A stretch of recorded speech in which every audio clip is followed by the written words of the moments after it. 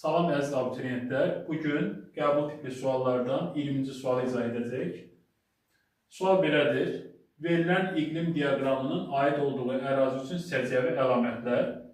Biz iqlim diaqramına baxsaq, il boyunca temperatur 20-30 dərəcə arasında olub, temperatur xəttinə fikir versək, il boyunca temperatur 20-30 arasında olubsa, deməli mən buraya yazıram ki, il boyu istidir. Ərazi il boyu istidir. Və temperaturun gelişəntinə baxırıq ki, bu şimal yarımkürəsinə aiddir. Çünki iyun-iyul aylarında ən yüksək temperatur müşahidə olunub. Və yağıntı rejiminə baxsaq, aylar üzrə yağıntının paylanmasına baxsaq, görərik ki, yay aylarında yağıntı sütunları daha böyükdür, yay rütubətlidir.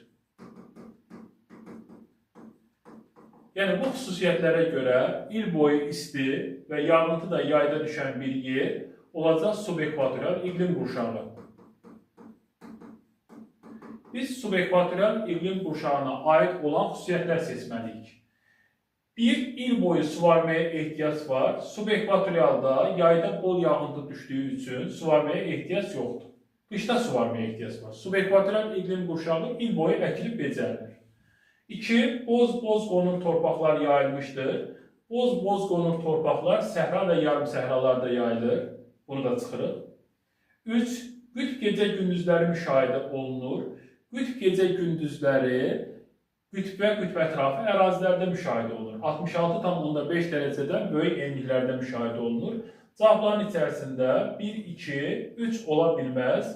Doğru cavab olacaq burada 4, 5, 6 D variantı. Qütb ulduzu görünür. Bəli, şimal yarımkürəsinin hər yerində qütb ulduzu görünür. Aqroiqlim ehtiyatları ilə yaxşı təmin olunub. Kifayət qədər yağıntı var və temperatur da il boyunca istidirsə, aqroiqlim ehtiyatı yaxşıdır. Biomüxtəliflik çoxdur. Subekvatorial iqlim qurşağında bitki və heyvanlar aləmi geniş yayılır. Savanna və seyrək meşələr var və dəyişən rütubətli meşələr var. Bunlar da heyvanlar aləmindən də zəngindir. Doğru cavabımız olur D variantı.